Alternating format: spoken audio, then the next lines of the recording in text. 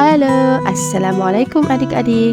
Kami akan mempersembahkan sebuah cerita untuk pengantar tidur kalian. Jangan lupa like dan subscribe.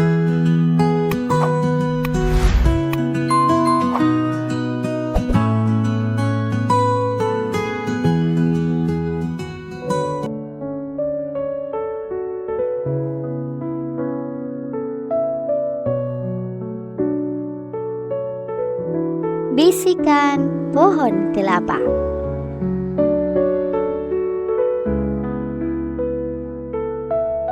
Di sebuah pohon tropis yang indah, terdapat hutan lebat, dipenuhi dengan pohon kelapa yang tinggi menjulang ke langit.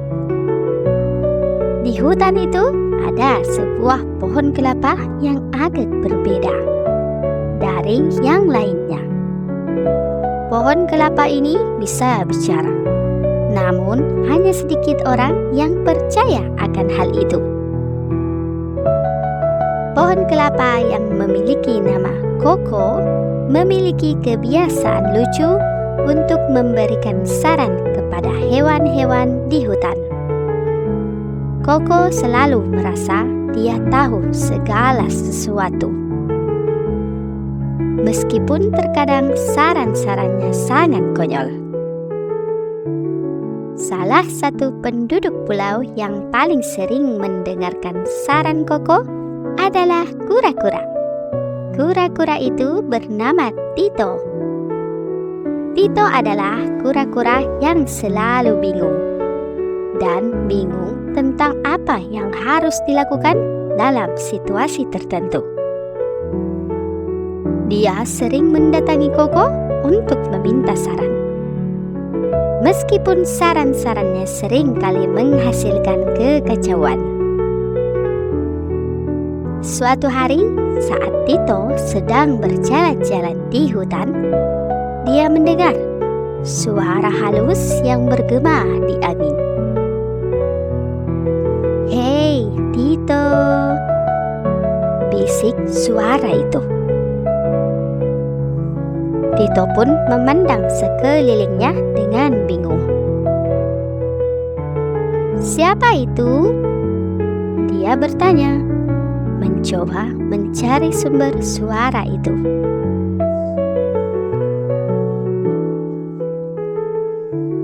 "Itu aku, Koko, pohon kelapa," jawab suara itu.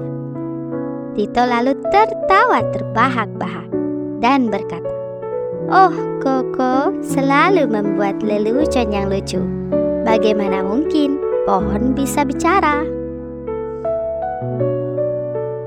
"Ah, percayalah padaku, Tito. Aku bisa bicara dan aku tahu segalanya," seru Koko dengan penuh semangat.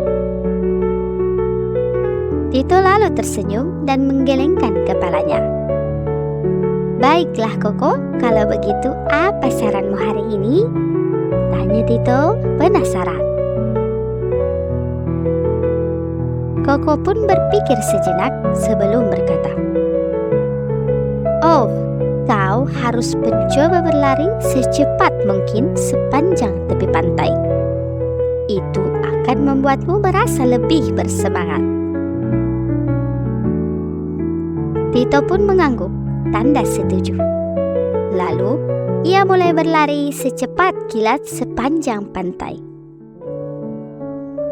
Namun, tidak lama kemudian dia tersandung dan terjatuh ke dalam pasir, dan hal itu menghasilkan tawa yang riang dan bergema di seluruh hutan dari Koko si pohon kelapa. "Saranmu membuatku terjatuh, Koko," geluh Tito. "Maaf Tito, mungkin aku tidak menghitung pasir yang ada di pantai," sahut Koko dengan bersimpati. Tito pun hanya menggelengkan kepala dan melanjutkan perjalanannya. Meskipun dia mulai meragukan kebijaksanaan mendengarkan saran dari pohon kelapa yang bisa bicara itu. Sementara itu, di tempat lain, seekor monyet bernama Milo sedang merencanakan sebuah trik baru untuk bermain dengan teman-temannya. Dia sudah mencoba beberapa trik sebelumnya, tetapi dia ingin sesuatu yang benar-benar spesial kali ini. Milo berjalan melewati Koko dan teringat akan kemampuannya yang memberikan saran yang aneh. Milo pun memutuskan untuk mencoba meminta saran dari Koko kali ini. "Hei Koko," seru Milo. "Apa trik baru yang bisa aku coba hari ini?" Koko pun tersenyum dan menjawab, "Cobalah berpura-pura menjadi pohon kelapa. Pasti akan menjadi trik yang menghibur." Milo pun mendengarkan, tapi Milo tampak tidak yakin. Namun, dia memutuskan untuk mencoba saran Koko. Ia pun berdiri tegak dan mencoba meniru gerakan daun pohon kelapa yang bergerak di angin. Namun, teman-temannya tertawa melihatnya. "Saranmu tidak berguna, Koko," protes Milo. Koko hanya tertawa dan berkata, "Maaf Milo, mungkin aku lupa menyebutkan bahwa trik itu hanya berhasil jika kau tinggal di pulau tropis seperti aku." Milo pun menggelengkan kepala dan melanjutkan perjalanannya. Sementara Koko tertawa terbahak-bahak di balik daun-daunnya. Tidak lama setelah itu, Tito dan Milo bertemu di tepi sungai. Mereka mulai bercerita tentang pengalaman mereka hari ini. Mereka tertawa bersama ketika mengingat saran konyol dari Koko.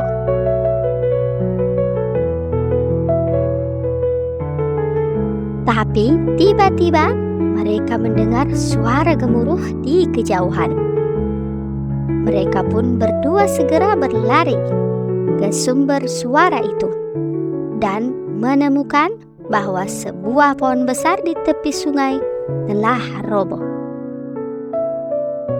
Pohon yang roboh itu memblokir aliran air.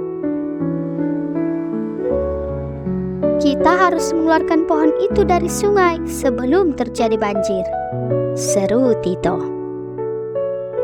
Milo pun tampak setuju, tetapi mereka tidak bisa melakukannya berdua. Mereka membutuhkan bantuan dari hewan-hewan lain di hutan.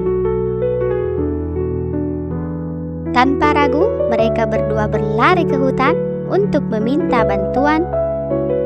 Mereka memanggil semua hewan-hewan di sekitar untuk membantu mereka mengangkat pohon yang besar itu. Dengan kerjasama mereka semua, akhirnya mereka berhasil mengeluarkan pohon dari sungai tepat waktu sebelum banjir terjadi. Saat matahari terbenam, Tito dan Milo duduk bersama di tepi sungai.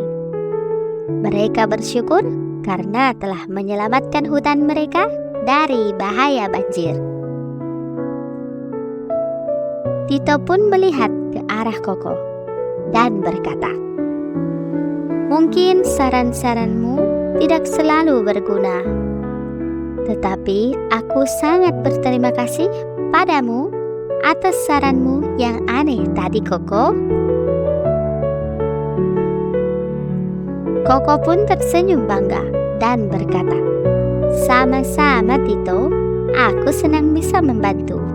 Tapi jangan lupa, terkadang yang terbaik adalah mendengarkan hati kita sendiri dan bekerja bersama dengan teman-teman kita untuk mengatasi tantangan yang dihadapi.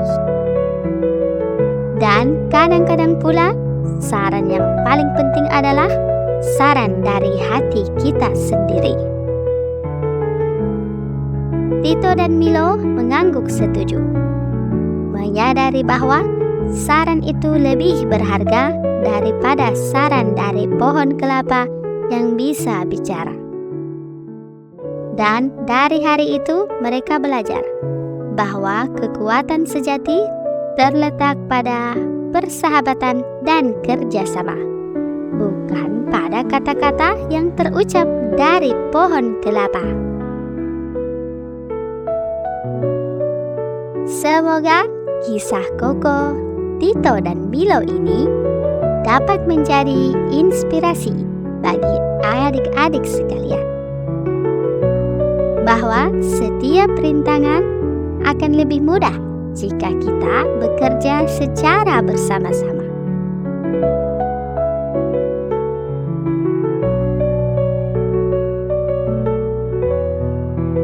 Selamat datang di dunia dongeng.